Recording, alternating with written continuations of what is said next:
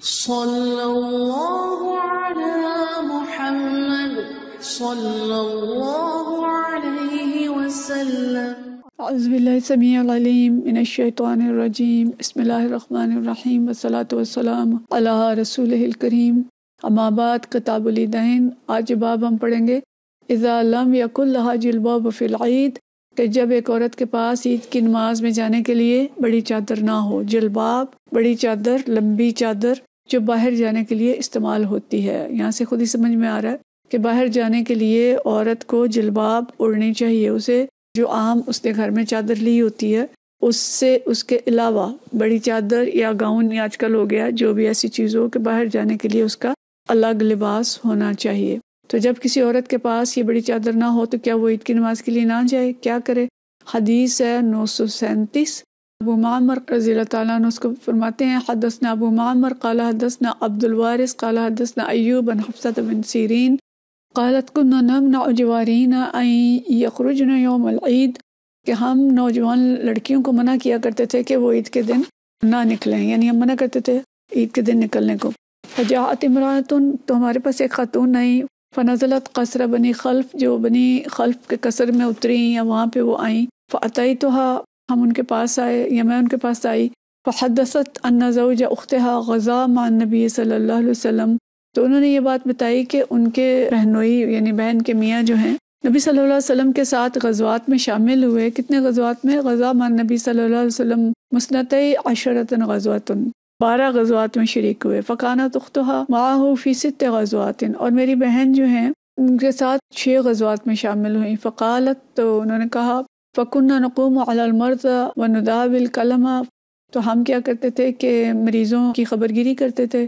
اور زخمیوں کا علاج کرتے تھے۔ فقالت یا رسول اللہ صلی اللہ علیہ وسلم،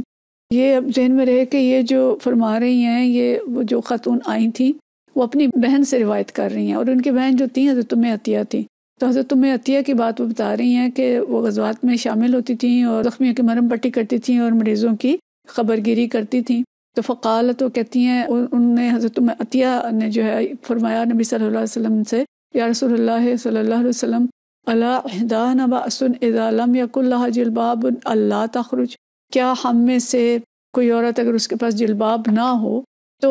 کوئی مذائقہ نہیں ہے کہ اس کے پاس چادر نہیں ہے تو اپنے گھر سے نہ نکلے، یعنی عید کی نماز کا یہاں ذکر ہو رہا ہے کہ عید کی نماز کے لیے نہ نکلے۔ فقالا، تو آپ صلی اللہ علیہ وسلم نے فرمایا تلبسها صاحبتها،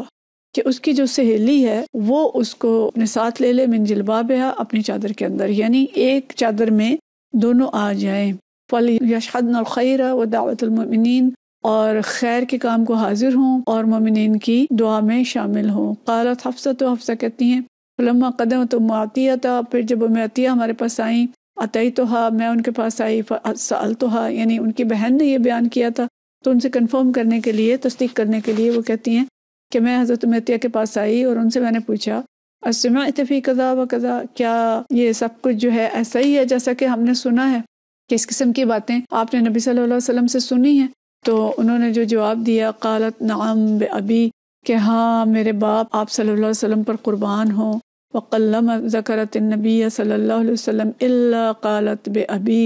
اور ان کے بارے میں آتا ہے کہ وہ جب بھی نبی صلی اللہ علیہ وسلم کا ذکر کرتی تھیں الا قالت بأبی، تو وہ ہمیشہ ساتھ کہتی تھی کہ میرے باپ آپ صلی اللہ علیہ وسلم پر قربان ہوں۔ قالا، کہتے ہیں لیخرج العواتق ذوات الخدور، کہ آپ صلی اللہ علیہ وسلم نے یہ فرمایا، یعنی وہ پوچھ رہی ہیں کہ کیا ہم جو نہ کرتے ہیں لڑکیوں کو چادر نہیں ہے تو وہ نہ آئیں۔ قالا، آپ صلی اللہ علیہ وسلم نے فرمایا لیخرج العواتق ذوات الخدور، او قال العواتق وذوات الخدور، کہ شک ایوب رحمۃ اللہ علیہ کو شک ہوا کہ انہوں نے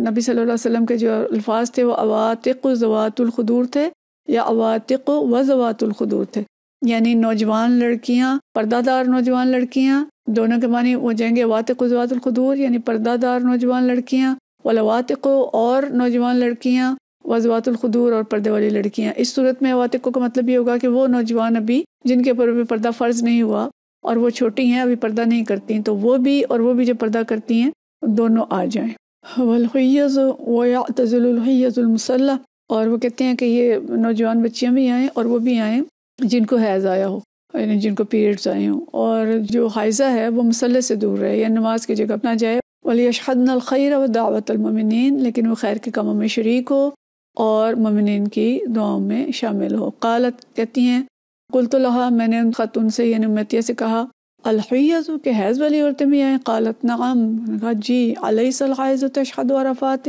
کیا حائضہ عورت عرفات میں نہیں جاتی؟ وتشہد کذا وتشہد کذا، اور فلاں فلاں جگہ پہ نہیں جاتی اور یہ کچھ نہیں کرتی، یعنی وہ منا میں بھی جاتی ہیں اور عرفات میں بھی جاتی ہیں۔ تو یہ تو آپ کو معلوم ہے نا کہ حج کے دنوں میں جو حائضہ عورت ہے وہ صرف حرم میں نہیں جا سکتی، طواف نہیں کر سکتی، نماز نہیں پڑھ سکتی، لیکن وہ عرفات، منا، مزدلفہ وغیرہ میں جا سکتی ہے۔ تو انہوں نے یہ دلیل دی کہ اگر حائضہ عورت عرفات میں جا سکتی ہے جو اس سے زیادہ مقدس جگہ ہے عیدگاہ کی نسبت، تو عیدگاہ میں کیوں نہیں آ سکتی؟ تو عیدگاہ میں جانے پر اعتراض نہیں ہونا چاہیے۔ اور اب ہم بھی دیکھتے ہیں کہ ابھی آج کے دور کے جو خاتون ہیں ہر جگہ پھر رہی ہے، بازار میں جاتی ہیں، اداروں میں جاتی ہیں، دوسرے ملکوں میں جاتی ہیں، اسکول اور کالجز میں جاتی ہیں، پڑھاتی ہیں، پڑھتی ہیں، ہر جگہ جا رہی ہوتی ہیں، لیکن جو کچھ پابندیاں ہیں کچھ فرقوں کی طرف سے، تو مسجد میں نہیں جا سکتی عورت اور عیدگاہ میں نہیں جا سکتی، عید کی نماز میں شامل نہیں ہو سکتی۔ تو یہ ایک عجیب سی بات ہے کہ ان کی عورت بھی ہر جگہ جانے کے لیے آزاد ہے لیکن مسجد میں جانے کے لیے اس پر پابندی ہے۔ تو اس لیے ان ساری حدیث سے ہم پیچھے بھی پڑھ چکے ہیں، ثابت ہی ہوتا ہے کہ خواتین کو عیدگاہ میں جانے سے نہیں روکنا چاہیے اور مسجد میں نماز پڑھنے سے اس کی اجازت جو ہے وہ ہونی چاہیے۔ اگلی حدیث ہے اعتزال الحیض المصلی، کہ حائضہ عورتوں کا نماز کی جگہ سے الگ رہنے کا بیان، 938 حدیث ہے، اور یہ ام عطیہ سے ہی روایت ہے، عن محمد قال، ام عطیہ کہ ام عطیہ بیان کرتی ہیں، امرنا ان نخرج، ہمیں حکم دیا گیا کہ ہم نکلیں عید کی نماز کے لیے، فنخرج الحیض، چنانچہ ہم حائضہ عورتوں، والعواتق، اور نوجوان لڑکیوں، وذوات الخدور، اور پردہ نشینوں، سب کو نکالتی تھیں۔ قال ابن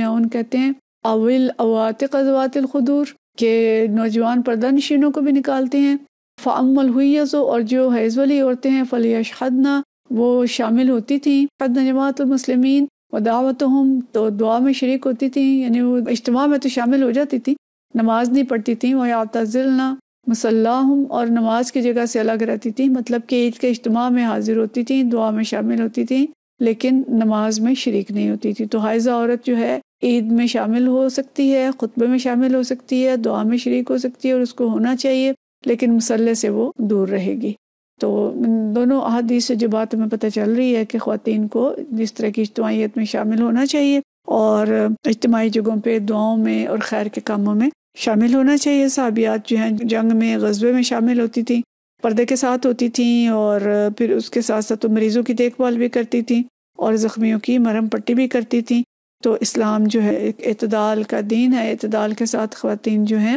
وہ اپنی ذمہ داریاں جو ہیں وہ ادا کر سکتی ہیں اور مختلف جگہوں پہ شامل ہو سکتی ہیں۔ وآخر دعوانا ان الحمد للہ رب العالمین۔